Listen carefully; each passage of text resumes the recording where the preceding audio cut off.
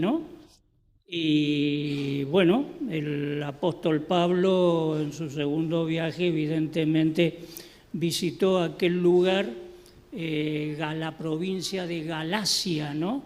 Esto es centro-norte de lo que es esa península allí que forma Turquía, ¿no? Y bueno, fue dirigida allí porque, como sabemos, y notemos qué interesante cómo es proyectada en el tiempo de utilidad para nuestros días, ¿no es cierto?, en un similar de que en ese momento, ¿qué sucedía? Claro, era nuevo el Evangelio, el mensaje del Evangelio. En principio, lo común eran los pueblos paganos, como conocemos, ¿no? Idolatría, dioses, etcétera, de diverso orden, y se hace presente con fuerza lo que también conocemos como el judaísmo, ¿no es cierto? De allí, de los días de Abraham, como sabemos, ¿no? El llamado de Dios, la promoción de un pueblo nuevo, y que traía a cargo toda la estructura de la ley a partir de los tiempos de Moisés, como también conocemos, y que forman parte de todo el compendio bíblico que tenemos a nuestro alcance, cosa que aquellos primeros convertidos, digamos, en esta región, como estamos mencionando, de Galacia, no tenían. Nosotros somos privilegiados, ¿no es cierto? Decimos, el Antiguo Testamento, el Nuevo Testamento. Claro, todo el compendio bíblico lo tenemos allí a nuestro alcance. Entonces daba lugar a que ciertamente se establecieran dudas, confusiones, se mezclaran las cosas, y es lo que estaba pasando allí. Se estaba mezclando un poco de judaísmo con el nuevo cristianismo que aparecía en escena, ¿no? Y digo que bueno es que todo esto lo analicemos en forma de que nosotros también estamos expuestos quizás con toda la capacidad que tenemos por causa de la Escritura a por allí confundirnos también, ¿no es cierto? Y lo notamos que, bueno, ni hablar puertas afuera de la iglesia, pero tener el cuidado de que puertas adentro también no surjan confusiones, pero qué bueno que tenemos la enseñanza bíblica para guiarnos y aclararnos, ¿no es cierto?, todas estas cosas. Así que, bien, la carta es extensa, ¿no es cierto?, en media hora, 40 minutos que vamos a estar acá juntos, y voy a ponerme el reloj para no pasarme. No vamos a desarrollar toda la carta, pero mi idea era ir salteando pasajes y destacando algunos de más preponderancia que nos pueden ser útiles para la vida cristiana, ¿no es cierto?, que es lo que necesitamos. Veo mucha juventud también acá, cuanto más, ¿no es cierto?, todos necesitamos, pero cuanto más los jóvenes, ¿no? Así que bien, vamos a entrar entonces a analizar algunos puntos de esta carta a los Gálatas. Y justamente Gálatas, uno dice, claro, de la provincia de Galacia vienen los Gálatas, pero dicen los comentaristas que no era solamente Gálatas por el hecho de ser oriundos de esa provincia, sino que se había formado como una etnia, donde era gente honorable, buena gente, diríamos nosotros en nuestro tiempo, ¿no? Tenían particularidad ya de por sí, naturalmente, era destacable. Y Gálatas implica eso.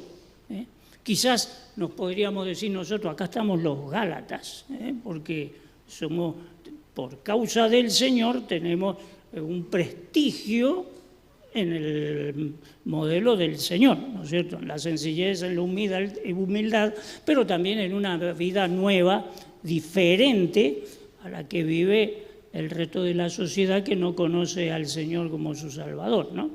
Así que orientaba a los Gálatas en esta calidad, como decimos.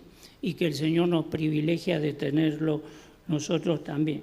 Así que comienza así la carta, y vemos en los primeros pasajes nomás ya una exhortación muy interesante para nosotros, porque en el primer versículo se presenta el apóstol allí, y en el versículo 2 dice: y todos los hermanos que están conmigo a las iglesias de Galacia, como decíamos recién, en ese camino que había desarrollado el apóstol fundando algunas iglesias.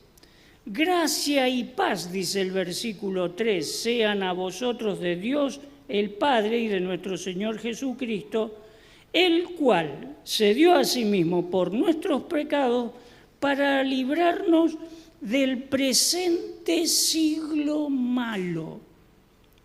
Y estábamos hablando de los Gálatas, que eran gente honorable, que vivían bien, podríamos decir. Pero el apóstol está hablando de presente siglo malo, y más enfatizando que el objetivo era librar, evitar padecer, podríamos decir.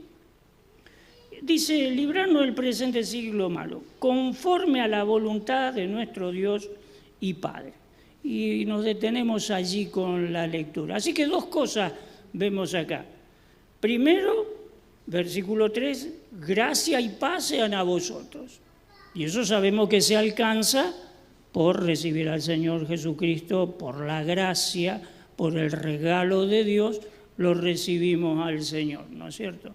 Así que esa era la condición primaria para ser partícipe después de todas estas cosas. Pero narra a continuación de mencionar la obra del Señor, el objetivo de la obra.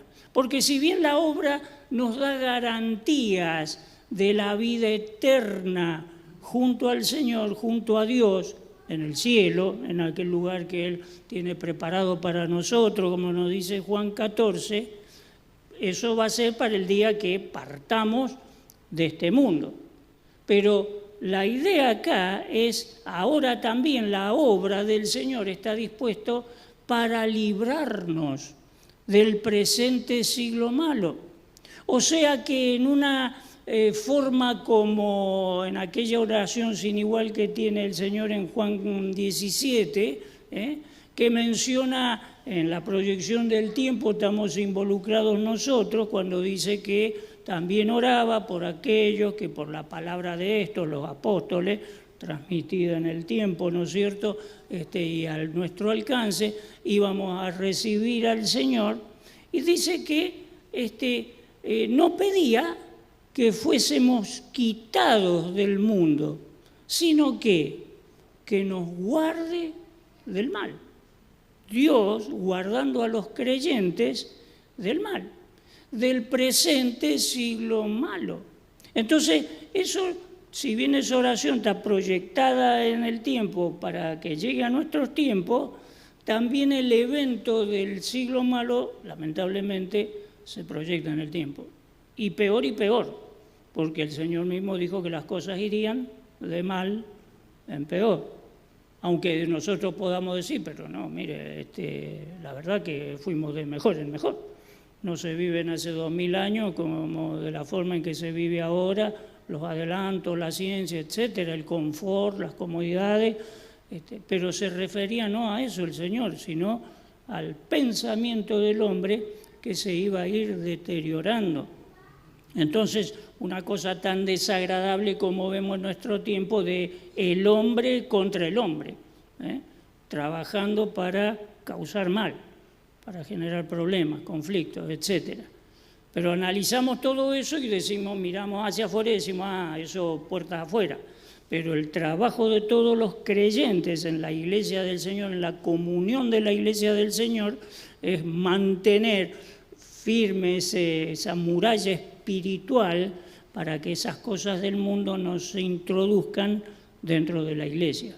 Porque lamentablemente en algunas áreas por allí sucede y bueno, corrompen a la Iglesia del Señor. Pero como insisto, es un trabajo de todos, el mayor porque el mayor, el joven porque es joven, hasta el niño porque es niño, porque está instruido por los mayores. Todos tenemos trabajo en esta área, contener ese siglo malo para que no entre en la familia espiritual ni en la familia biológica tampoco, ¿no es cierto? Ahí está la acechanza fundamental del enemigo. Azota a la familia, al matrimonio, a los hijos, la educación con ellos, la orientación, etc. Así que viene ahí la exhortación. Está el Señor, que tiene todo el poder y la fuerza para sujetar las cosas, pero nos privilegia haciéndonos parte a nosotros, ¿no es cierto? Por eso la importancia que tenemos de ser miembros de la Iglesia del Señor. Es un privilegio disfrutar de la comunión de la Iglesia del Señor. Nos reunimos, oramos, cantamos, escuchamos el mensaje de la palabra, pero que no sea solamente tampoco en este ratito que estamos juntos, ¿no es cierto? Se tiene que transmitir también a nuestra vida cotidiana, en nuestras casas, orando todos los días, leyendo la palabra, y todo eso nos va a dar capacidades, ¿no es cierto?, para llevar nuestra vida adelante.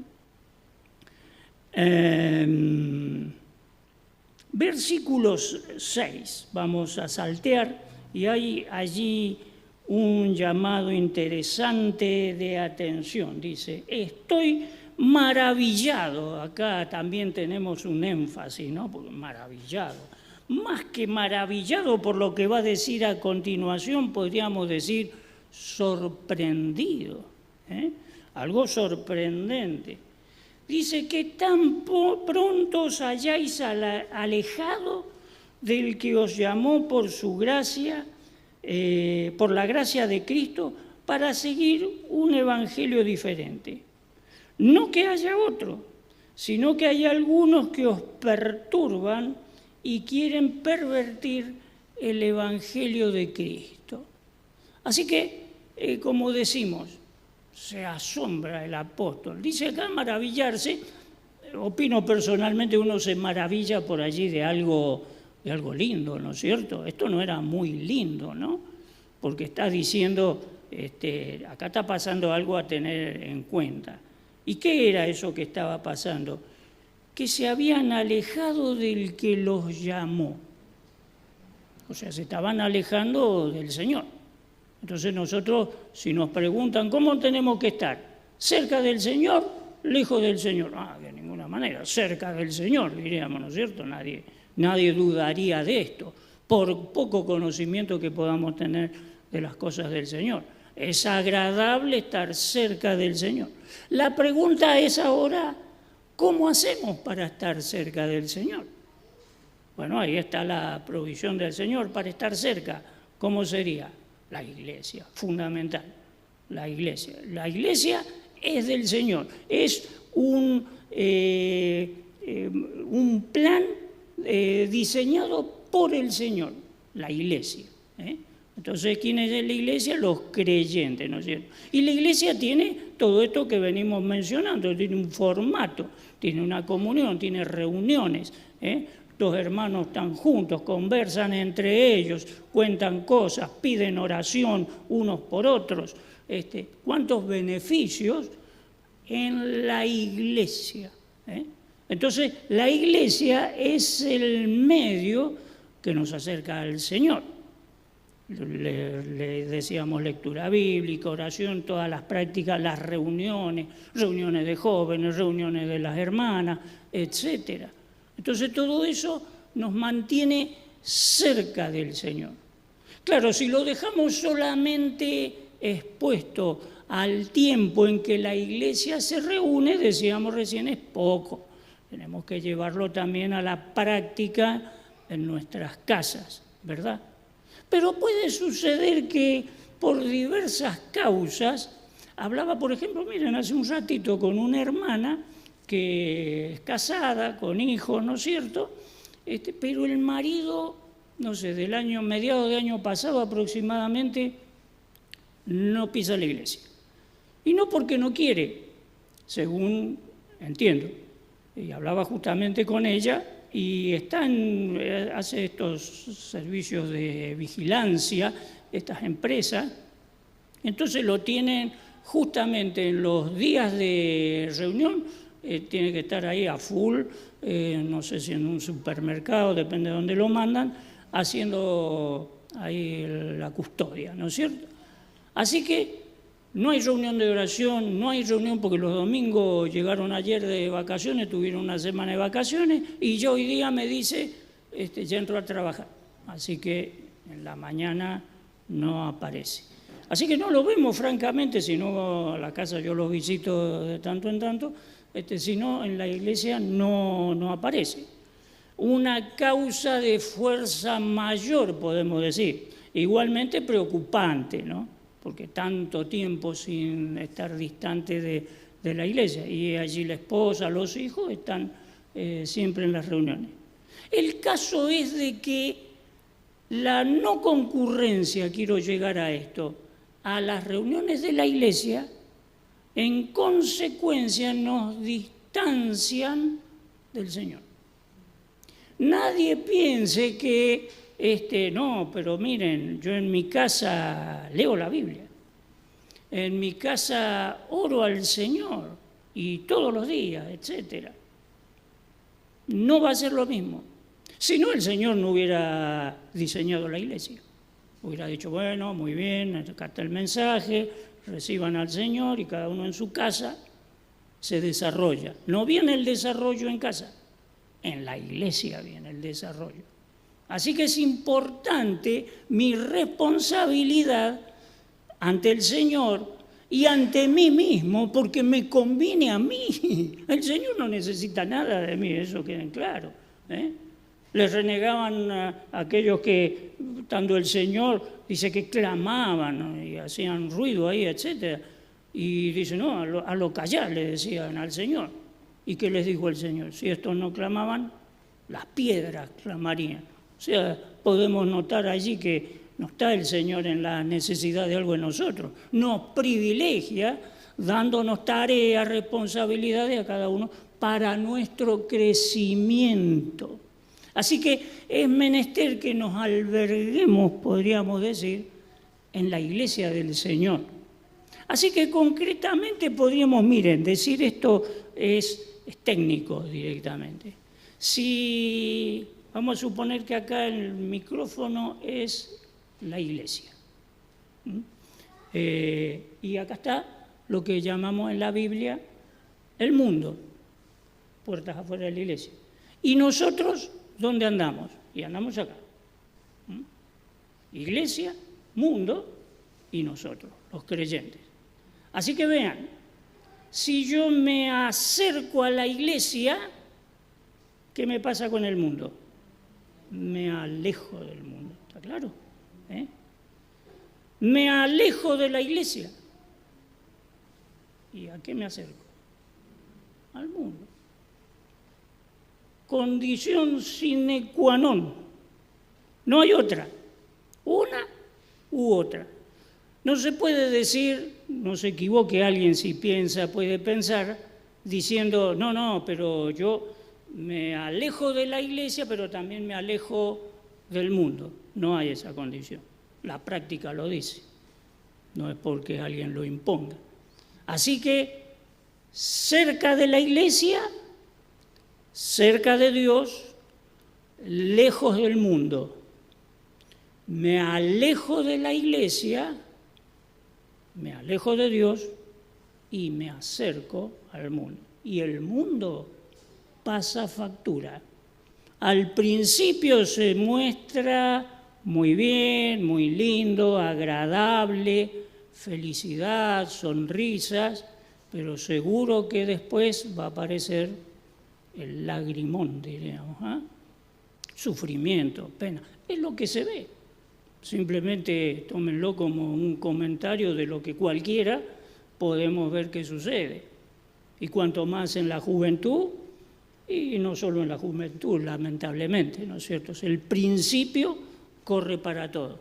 Así que, por eso lo sorprendente acá, cómo se sorprende el apóstol, dice, pero ¿cómo?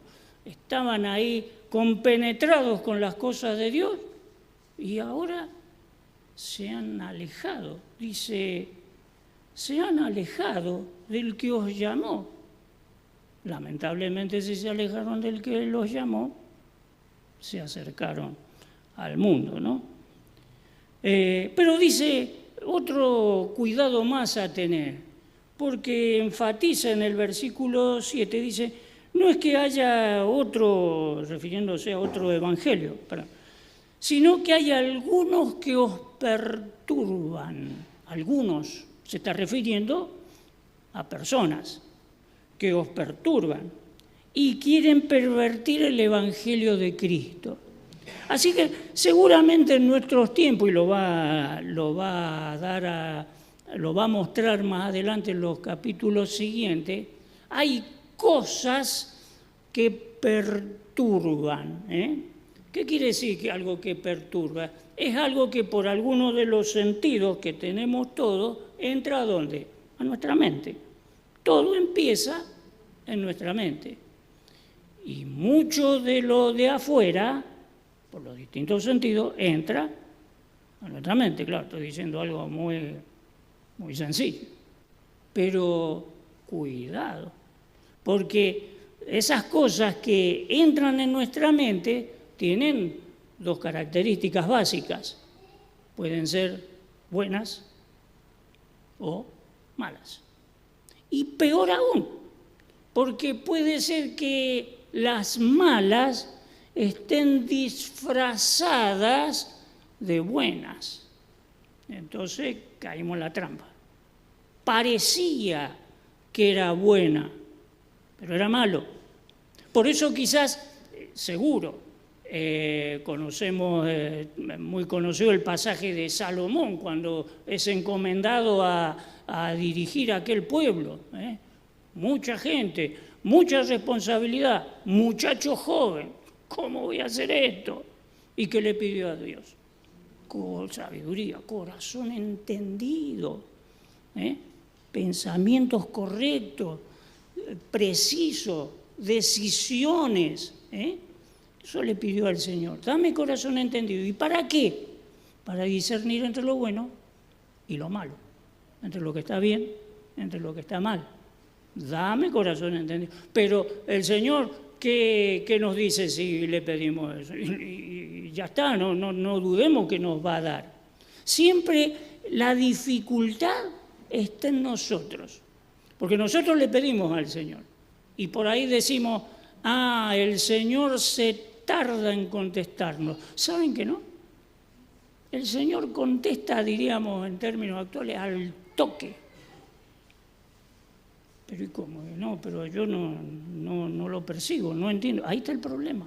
La dificultad es nuestra de poder captar lo que el Señor nos está diciendo. Entonces, ¿qué tenemos que aplicar? Y tiempo. Tenemos que darnos tiempo a nosotros, no al Señor. El Señor no necesita tiempo, conoce todo. Tiene presente, pasado, futuro, todo en su mano, en un mismo plano. Lo tiene todo claro. Así que basta que nosotros levantemos nuestra voz, el Señor automáticamente responde, para lo que sea, para lo que sea.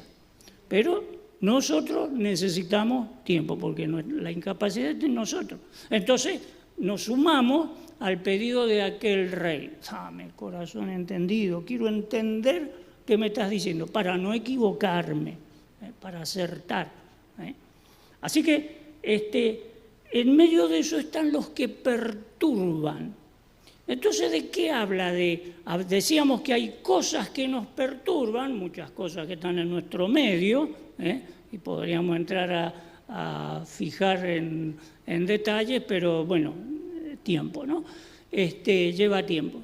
Pero hay personas que también nos pueden perturbar, y eso habla de tener cuidado con quién nos relacionamos, lo cotidiano. ¿Perdón? ¿No es cierto? Si es buena nuestra relación con las personas buenas, vamos a decir, tendremos resultados buenos o accesorios a nuestros pensamientos buenos. Y por ende, lo contrario si no viene de bien. ¿De dónde va a venir lo bueno? De la iglesia.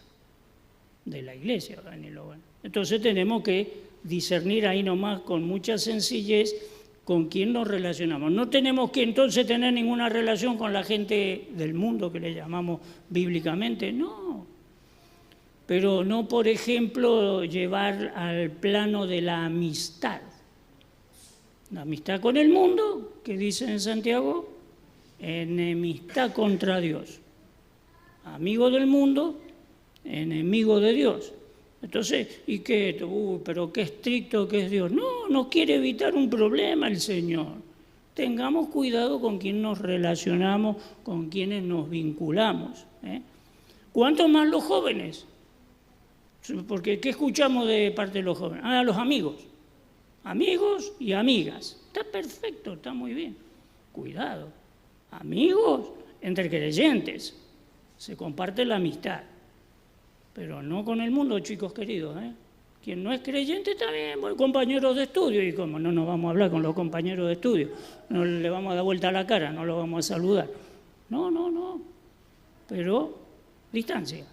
Porque en el mundo no se practican las cosas que enseña la Biblia para los creyentes. Es muy diferente el mensaje.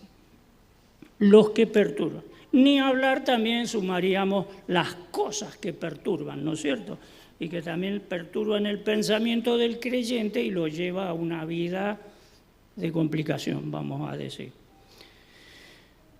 Se va el tiempo y vemos algunas cositas más. Versículos siguientes, parte del capítulo 2, el apóstol explica su ministerio, pero llegamos a este capítulo 2 y versículo 20, tan conocido, y que podríamos decir que es una condición anhelada por el creyente, y que también concentra lo que veníamos explicando hasta recién.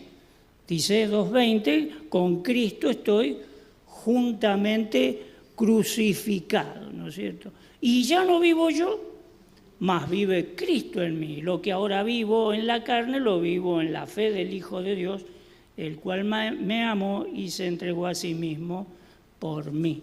Entonces, es como que la condición ideal para el creyente. Crucificado, pero ¿cómo se explica? Porque esto, claro, está dicho de punto de vista espiritual, no es que nos manda a que nos crucifiquemos de una manera física, en lo más mínimo, ¿no es cierto? Pero es como cuando dice, ya no vivo yo, ahí está. ¿Quién fue crucificado? El yo. El yo está crucificado, lo que soy yo por naturaleza, esa naturaleza que es caída, que me lleva a pensar mal, a tomar malas decisiones y que me inclina por allí a que me guste lo que no me conviene, etcétera, ¿no es cierto? La parte débil que tenemos espiritualmente. Eso pasa a estar crucificado, o sea, está queriendo decir que la capacidad que otorga el Señor es para que no opere más. Y tendríamos que ver otros capítulos en otras cartas que hacen mención a esto. Pero esto quede claro, no opera más. Pero vamos a decir, pero ¿y si yo igualmente hago algunas cosas mal? Tengo algunos malos pensamientos. ¿Cómo es que no opera más? No, la capacidad está puesta por el Señor para que no opere más. Lamentablemente hay un proceso, gracias a Dios tenemos un proceso que nos va perfeccionando, como dice en la carta a los Filipenses, hasta el día de Jesucristo. Nos va completando, nos va mejorando, nos va capacitando. Lleva un tiempo entre lo mismo que hablábamos recién, que las dificultades que tenemos nosotros, que el Señor las puede proveer en forma inmediata, pero nosotros necesitamos tiempo. Entonces, en el tiempo, manteniéndonos cerca del Señor, nuestra capacidad va aumentando y mejorando, nuestra capacidad espiritual, estoy hablando. No es que alguien se engrandece acá y pasa a ser opulento o cosas por el estilo, siempre en el marco de la sencillez y en la humildad, como nos enseña el mismo Señor. Así que, bien dice allí el pasaje expresado por el apóstol como mensaje del Señor: con Cristo estoy juntamente crucificado. Entonces, si ese yo está crucificado, ¿quién vive ahora? Y vive Cristo, la voluntad de Dios en cada uno de nosotros. Y eso es lo que se va manifestando. Eso es lo que hace la diferencia con lo que es una persona que no tiene a Cristo. Entonces, no se trata de ser mejor que nadie. Es una diferencia que la otorga el Señor. Y es una calidad, porque es diferente y es más apreciable vivir la vida en Cristo que lamentablemente la vida que vive la gente común. Qué feo es ver, seguramente que podemos compartir este pensamiento, ver sufrir a las personas. Es feo, ¿no? Y uno dice, pero ¿por qué sufre? ¿Por qué se equivocó? Pero en esto se equivocó, y vemos por ahí cosas sencillas, pero se equivocan, cometen errores y sufren las consecuencias. Y las consecuencias muchas veces no son muy sencillas, ¿no es cierto? Chicos sin padres, juventud por la calle haciendo cosas desagradables, cuántas cosas feas, ¿no es cierto?, que dan como resultado final sufrimiento, ¿no es cierto? Y uno dice, se podría haber evitado. ¿Qué diferencia hubo de que nació donde nació y no nació dentro del marco de una familia cristiana con otros valores económicos? Podemos pensar un montón de cosas. El mundo está así, ¿no es cierto? La posibilidad Dios se la da a todos, no es que Dios opera con distintas manos según haciendo acepción de personas, como dice la Escritura, en lo más mínimo, ¿no? La oportunidad siempre está, así que no nos sintamos mal por eso, pero que el Señor nos ayude a vivir y crucificar a este yo, ¿no es cierto?, y poder vivir vidas verdaderamente de fe. Un poquito más y vamos terminando. Capítulo 3. Acá hay algo bastante bravo, diríamos, ¿no? Miren qué palabras dice. ¿Cómo comienza el capítulo? Dice, oh Gálatas insensatos. Lo tomaríamos, si alguien nos dice esto, es un insulto. Nos ofendería. Insensato. Y es como que se lo está diciendo, no le está diciendo, muchachos, son un poquito insensatos. No, se lo está diciendo, pero con todas las letras, ¿no? Insensato. ¿Quién nos fascinó para no obedecer a la verdad? A vosotros, ante cuyos ojos Jesucristo fue ya presentado claramente entre vosotros como crucificado.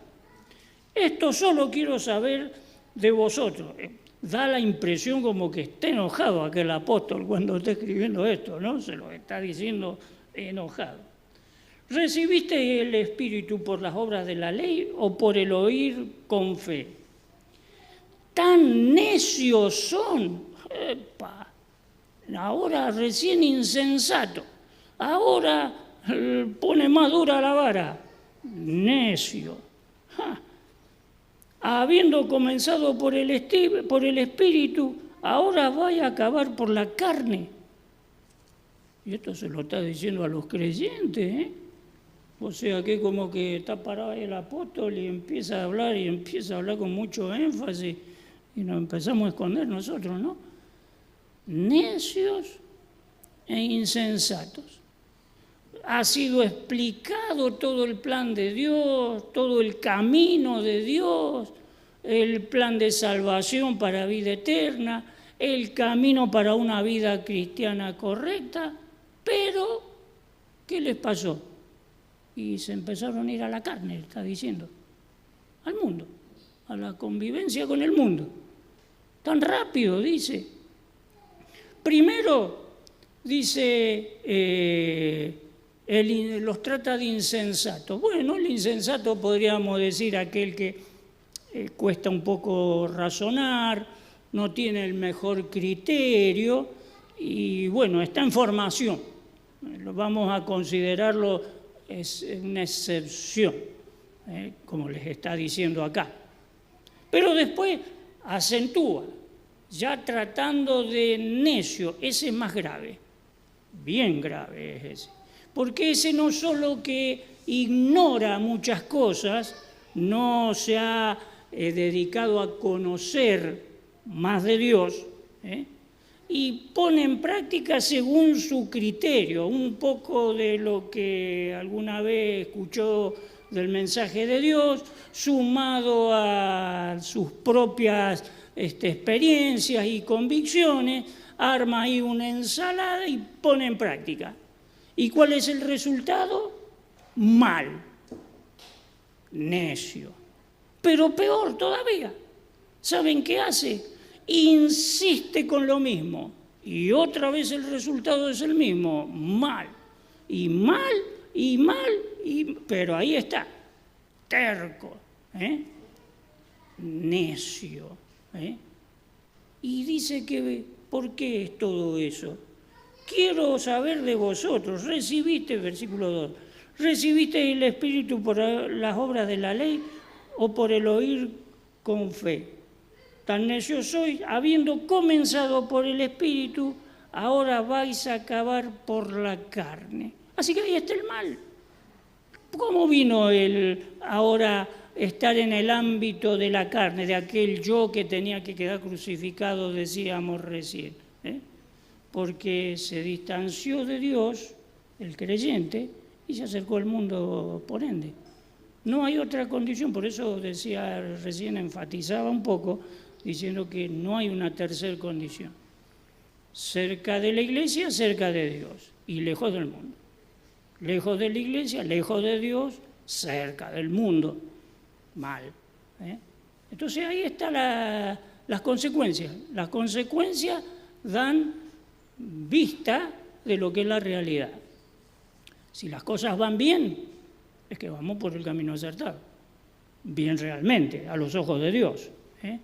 No al parecer por allí que podamos tener. Así que, bien.